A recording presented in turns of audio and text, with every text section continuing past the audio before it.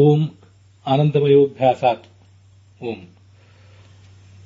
ಈ ಬ್ರಹ್ಮಸೂತ್ರಕ್ಕೆ ಆಚಾರ್ಯರು ಅನುಭಾಷ್ಯದಲ್ಲಿ ಪೂರ್ಣಾನಂದ ಅಂತ ಅರ್ಥವನ್ನು ಬರೆದಿದ್ದಾರೆ. ಪೂರ್ಣಾನಂದೋಂತರಃಖವತ್ ಮುಂದೆ ಪ್ರಸಿದ್ಧೈರನ್ಯ ವಸ್ತುಷು ಇತ್ಯಾದಿ ರೂಪವಾಗಿ ಅದಕ್ಕೆ ವ್ಯಾಖ್ಯಾನ ಇದೆ. ರಾಘವೇಂದ್ರ ಸ್ವಾಮಿಗಳ ತತ್ವಮಂಜರಿಯಲ್ಲಿ ಆ ಗದ್ಯ ಭಾಗ 29ನೇದು. ಉಚ್ಯತೆ ವಿಷ್ಣುದೇವೈಕಃ ಸರ್ವೈ ಸರ್ವಗುಣತ್ವತಃ ಇತಿ ಉತ್ತರತ್ರ ಚ ಪ್ರತಿಪದ ಮನ್ವೇತಿ ಅಂತ ಹೀಗಿದೆ. ಇದನ್ನು ನೋಡೋದಕ್ಕಿಂತ ಮುಂಚೆ ಅಲ್ಲಿ 28ನೇದರಲ್ಲಿ ನಾನು ವಿಷ್ಣುರೇವ ವಿಜಿಜ್ಞಾಸ್ಯ ಇತ್ಯುಕ್ತಂ ಅಂತಿದೆಯಲ್ಲ, ಅಲ್ಲಿ ಒಂದು ತಿದ್ದುಪಡಿನ ನಾವು ತಿಳ್ಕೊಳ್ಬೇಕು. ಆ ಗದ್ಯ ಭಾಗದಲ್ಲಿ ನಾನು ವಿಷ್ಣುರೇವ ಜಿಜ್ಞಾಸ್ಯ ಇತ್ಯುಕ್ತಂ ಅಂತಿದೆಯಲ್ಲ, ಅದು ಇತ್ಯುಕ್ತಂ ಅಂತ ಅನ್ನೋದು ಯಾಕೋ ನನಗೆ ಸರಿ ಕಾಣಲಿಲ್ಲ. ಇತ್ಯಯುಕ್ತಂ ಅಂತಾನೆ ಆಗಬೇಕು. ನನು ಅಂತ ಹೀಗೆಲ್ಲ ಪ್ರಾರಂಭ ಆದಾಗ ಅದೊಂದು ಪ್ರಶ್ನೆ, ಅದು ಒಂದು ಪೂರ್ವ ಪಕ್ಷ ಇರ್ತದೆ. ಹೀಗೆ ನೀವೇನು ಹೇಳಿದ್ರಲ್ಲ ಅದು ಸರಿಯಲ್ಲ ಅಂತ ಅದರ ತಾತ್ಪರ್ಯ ಇರ್ತದೆ. ಆದ್ರಿಂದ ಇತ್ಯುಕ್ತಂ ಅನ್ನುವಲ್ಲಿ ಇತ್ಯಯುಕ್ತಂ ಹೀಗಾಗಬೇಕಾಗಿತ್ತದು. ಅದು ಯಾವುದೋ ಕಾರಣದಿಂದ ತಪ್ಪಾಗಿದೆ. ಅದಕ್ಕೆ ಸಮರ್ಥನೆ ಏನಂದ್ರೆ ಇತ್ಯುಕ್ತಂ ಹೀಗೆ ನೀವು ಇತಿ ಅಯುಕ್ತಂ ಹೀಗೆ ನೀವೇನು ಹೇಳಿದ್ದೇನಿದೆ ಅದು ಅಯುಕ್ತ, ಅದು ಸರಿಯಲ್ಲ.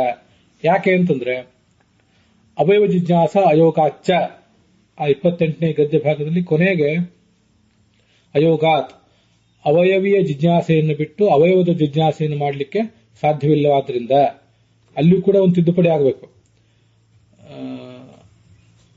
ವಿಕಾರಾರ್ಥ ಮಯಡಂತ ಶಬ್ದೋಕ್ತತ್ವೇನ ಅಬ್ರಹ್ಮತ್ವಾತ್ ಅಬ್ರಹ್ಮ ಅವಯವಸ್ಯ ಅಜಿಜ್ಞಾಸ್ಯತ್ವಾತ್. ಈ ಮಯಟ್ ಎಂಬ ಪ್ರತ್ಯಯ ಏನಿದೆ ಅದು ವಿಕಾರ ಉಳ್ಳದ್ದು ಅನ್ನುವ ಅರ್ಥವನ್ನು ಹೇಳ್ತದೆ. ಹಾಗಾದ್ರೆ ಇಲ್ಲಿಯೂ ಕೂಡ ಇದು ಆನಂದಮಯದ ವಿಕಾರ ಅಂತ ಹೇಳಿದಾಗಾಯ್ತು. ಇಂಥ ಆನಂದಮಯದ ವಿಕಾರ ಅಂತ ಏನಾದ್ರೂ ನೀವು ಅರ್ಥ ಹೇಳಿದ್ರೆ ಅಂಥ ವಿಕಾರ ಉಳ್ಳದ್ದನ್ನ ಜಿಜ್ಞಾಸೆ ಮಾಡೋದು ಹೇಗೆ? ವಿಕಾರಾರ್ಥ ಮಯಟ್ ಅಂತ ಶಬ್ದ ಉಕ್ತತ್ವೇನ ಅಬ್ರಹ್ಮತ್ವಾತ್, ವಿಕಾರ ಉಳ್ಳದ್ದು ಯಾವತ್ತೂ ಕೂಡ ಬ್ರಹ್ಮ ಆಗ್ಲಿಕ್ಕೆ ಸಾಧ್ಯ ಇಲ್ಲ. ಅಬ್ರಹ್ಮತ್ವಾತ್ ಅಬ್ರಹ್ಮ ಅವಯವಸ್ಯ, ಬ್ರಹ್ಮ ಅಲ್ಲದೆ ಇದ್ದದನ್ನಾಗಲಿ ಬ್ರಹ್ಮ ಅಲ್ಲದೆ ಇದ್ದದ್ದರ ಅವಯವವನ್ನಾಗಲಿ ಜಿಜ್ಞಾಸೆ ಮಾಡಲಿಕ್ಕೂ ಸಾಧ್ಯ ಇಲ್ಲ. ಜಿಜ್ಞಾಸೆ ಮಾಡಿದ್ರಿಂದ ಯಾವುದೇ ಲಾಭ ಇಲ್ಲ. ಮುಂದೆ ಅವಯವಿನ ವಿನಾ ಹೀಗಾಗಬೇಕದು. ಅವಯವ ಜಿಜ್ಞಾಸ ಅಯೋಗಾಚ್ಚ, ಅಲ್ಲಿಯೂ ಕೂಡ ಒಂದು ತಿದ್ದುಪಡಿ ಆಗಬೇಕು. ಅವಯವಿಯನ್ನು ಬಿಟ್ಟು ಅವಯವದ ಜಿಜ್ಞಾಸೆಯನ್ನು ಮಾಡ್ಲಿಕ್ಕಾಗೋದಿಲ್ಲ ಕೂಡ ಅಂತ. ಹೀಗೆ ಅಜಿಜ್ಞಾಸ್ಯತ್ವಾತ್ ಮತ್ತು ಅಯೋಗಾಚ್ಚ ಅನ್ನುವ ಈ ಎರಡು ಕಾರಣಗಳಿಂದ ವಿಷ್ಣುರೇವ ವಿಜಿಜ್ಞಾಸ್ಯ ಇತಿ ಅಯುಕ್ತಂ, ವಿಷ್ಣುವೇ ಜಿಜ್ಞಾಸ್ಯನಾಗಿದ್ದಾನೆ ಅಂತ ನೀವು ಹೇಳಿದ್ದು ಸರಿಯಾಗಲಿಲ್ಲ ಅಂತ ಅದರ ತಾತ್ಪರ್ಯ. ಆದ್ರಿಂದ ವಿಷ್ಣುರೇವ ವಿಜಿಜ್ಞಾಸ್ಯ ಇದು 28ನೇ ಗದ್ಯ ಭಾಗ ತತ್ವಮಂಜರಿಯಲ್ಲಿ ಇತ್ಯಯುಕ್ತಂ ಅಂತ ಆಗಬೇಕು. ಮುಂದೆ ಅದರಲ್ಲೇ ಕೊನೆಗೆ ಅವಯವಿನ ವಿನಾ ಹೀಗಾಗಬೇಕು. ಅದಕ್ಕೆ ಅದರ ತಾತ್ಪರ್ಯ ಕೆಳಗೆ ಅನುವಾದ ಮಾಡುವಾಗಲೂ ಕೂಡ ಅದೇ ತರ ಮಾಡಿದ್ದಾರೆ. ವಿಷ್ಣುವಿನ ಜಿಜ್ಞಾಸೆಯನ್ನೇ ಕೈಗೊಳ್ಳಬೇಕೆಂದು ಮೊದಲನೇ ಅಧಿಕರಣದಲ್ಲಿ ಹೇಳಿದಿರಿ, ಅದು ಹೇಳಿದಿರಿ ಅಂತದ್ದು ಇತಿ ಉಕ್ತಂ, ಈ ತರ ನೀವು ಹೇಳಿದಿರಿ. ಆದ್ರೆ ಅದು ಅಯುಕ್ತಂ, ಅದು ಯಾಕೆ ಸರಿಯಾಗೋದಿಲ್ಲ? ಅಯುಕ್ತ ಅಂತನ್ನೋದು ಎಲ್ಲಿದೆ ಅಂತಂದ್ರೆ ಎಂಬ ಶಂಕೆಗೆ ಪರಿಹಾರ ರೂಪವಾಗಿ ಅಂತಿದೆ ಆ 28ನೇ ಗದ್ಯ ಭಾಗದ ಅನುವಾದದಲ್ಲಿ. ಆದ್ರಿಂದ ಶಂಕೆ ಪ್ರಶ್ನೆ ಅಂತಲ್ಲಿ ಬರಬೇಕಾದ್ರೆ ಅಯುಕ್ತಂ ಅಂತ ಬರಬೇಕು. ನೀವು ಹೇಳಿದ್ ಸರಿಯಾಗ್ಲಿಲ್ಲ ಅಂತ ಅವ್ರದ್ದು ಪೂರ್ವ ಪಕ್ಷ ಅಲ್ಲಿ ಸ್ಪಷ್ಟ ಆಗಬೇಕು. ಅದು ಇತ್ಯಯುಕ್ತಂ ಅಂತ ಮಾಡ್ಕೊಳ್ಳದೇನೆ ಸರಿ ಹೋಗೋದಿಲ್ಲ. ಈ ಒಂದು ಶಂಕೆ, ಆ ಶಂಕೆಯ ಕಾರಣ ಏನು? ಒಂದು ಬ್ರಹ್ಮ ಆನಂದಮಯ ಶಬ್ದದಿಂದ ವಾಚ್ಯನಾಗೋದಿಲ್ಲ.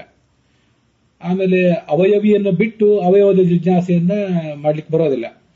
ಅದಕ್ಕಾಗಿ ಅವಯವಿನ ವಿನಾ ಹೀಗಲ್ಲಿ ಎರಡು ತಿದ್ದುಪಡಿಗಳಾಗಬೇಕು.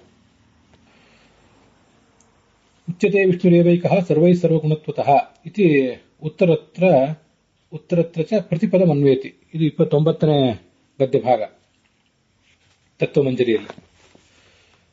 ಪ್ರಸಿದ್ಧೈರನ್ಯ ವಸ್ತುಚು ಉಚ್ಯತೆ ವಿಷ್ಣುರೇವೈಕಃ ಸರ್ವೈ ಸರ್ವಗುಣತ್ವತಃ ಅಂತ ಈ ಮೊದಲನೇ ಅಧ್ಯಾಯದ ಮೊದಲನೇ ಪಾದದ ಅಂತ್ಯದಲ್ಲಿ ಬರುವಂತಹ 3 ಪಾದಗಳು, ಶ್ಲೋಕದ 3 ಪಾದಗಳು, ಅವು ಮೊದಲನೇ ಅಧ್ಯಾಯದ ಮೊದಲನೇ ಪಾದದ ಅಂತ್ಯವನ್ನು ಸೂಚನೆ ಮಾಡ್ತವೆ. ಅದನ್ನ ಹಿಂದೆ ನಾವು ನೋಡಿದ್ದೇವೆ. ಈ ಅಧಿಕರಣದಲ್ಲಿಯೂ ಕೂಡ ಈ ಜಿಜ್ಞಾಸಾಧಿಕರಣ ಆದ್ಮೇಲೆ ಈ ಆನಂದಮಯ ಅಧಿಕರಣ ಏನ್ ಬಂತು, ಈ ಆನಂದಮಯ ಅಧಿಕರಣದಲ್ಲಿಯೂ ಕೂಡ ಮತ್ತೆ ಈ ಪಾದದ ಮುಂದಿನ ಅಧಿಕರಣದಲ್ಲಿಯೂ ಕೂಡ ಈ ಮೂರು ಶಬ್ದಗಳನ್ನು ಸೇರಿಸ್ಕೋಬೇಕು. ಸರ್ವಗುಣತ್ವದ ಪ್ರತಿಪಾದನೆಗಾಗಿ ಭಗವಂತನಾದಂಥ ವಿಷ್ಣುವು ಬೇರೆಯವರನ್ನ ಹೇಳುವಂತೆ ಪ್ರಸಿದ್ಧವಾದ ಶಬ್ದಗಳಿಂದಲೂ ವಾಚ್ಯನಾಗಿದ್ದಾನೆ ಅಂತ ಈ ಅಧಿಕರಣದಲ್ಲಿಯೂ ಮುಂದಿನ ಅಧಿಕರಣದಲ್ಲಿಯೂ ಕೂಡ ಅವುಗಳನ್ನು ಅನ್ವಯಿಸ್ಕೋಬೇಕು ಅಂತ ಅರ್ಥ. ಒಟ್ಟ ಅಭಿಪ್ರಾಯ ಏನು? ವಿಷ್ಣು ಸರ್ವಗುಣ ಪರಿಪೂರ್ಣನಾದ್ದರಿಂದ ಆನಂದಮಯ, ಪ್ರಕಾಶ ಇತ್ಯಾದಿ ಶಬ್ದಗಳೇನಿವೆ, ಅನ್ಯತ್ರ ಪ್ರಸಿದ್ಧವಾದಂತಹ ಶಬ್ದಗಳು, ಆ ಎಲ್ಲಾ ಶಬ್ದಗಳ ಗುಣಗಳು ಇವನಲ್ಲಿರೋದ್ರಿಂದ, ಆ ಗುಣಗಳು ಇವನಲ್ಲಿ ಪ್ರತಿಪಾದಿತ ಆಗಿರೋದ್ರಿಂದ ಆ ಪ್ರತಿಪಾದನಾ ಪೂರ್ವಕವಾಗಿ ಮುಖ್ಯವಾಚ್ಯನಾಗಿದ್ದಾನೆ ಅಂತ ಈಗ ಅದರ ತಾತ್ಪರ್ಯ ಆಗ್ತದೆ. ಅಲ್ಲಿ ಪ್ರತಿಪದಂ ಅಂತಿದೆ. ಪ್ರತಿಪದಂ ಅಂದ್ರೆ ಈ ಆಕಾಶ ಮತ್ತೆ ಆನಂದಮಯ ಇತ್ಯಾದಿ ಎಲ್ಲದಕ್ಕೂ ಕೂಡ ಅದನ್ನ ತಿಳ್ಕೊಳ್ಬೇಕು. ಇದು ಉತ್ತರತ್ರ ಪ್ರತಿಪದಂ ಅನ್ವೇತಿ, ಅದು ಪ್ರತಿಪಾದಂ ಅನ್ವೇತಿ ಅಂತ ಆಗ್ಬೇಕೇನೋ ಕೂಡ ಒಂದು ಸಂಶಯ ಇದೆ.